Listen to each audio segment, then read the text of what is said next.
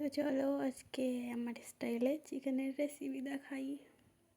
তো প্রথমেই চিকেন ধুয়ে নিয়ে এসেছি।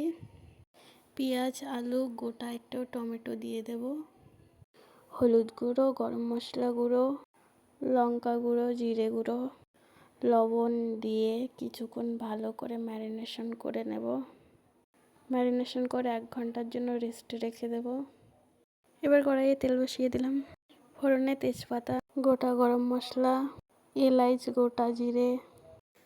10 মিনিট হাই ফ্লেমে 10 মিনিট লো ফ্লেমে ভালো করে জল দিয়ে দিয়ে কষিয়ে নেব।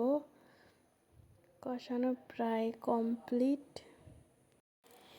এবারে ঝোলের জল দিয়ে দেব। ঝোল এই তো প্রায় ফুটে এসেছে। উপর দিয়ে গরম মশলা, জিরে গুঁড়ো, ধনে পাতা দিয়ে দেব। ভালো করে কিছুক্ষণ ফুটিয়ে নেব। এই তো প্রায় কমপ্লিট। ভালো লাগলে like, comment, share and subscribe. Thank you.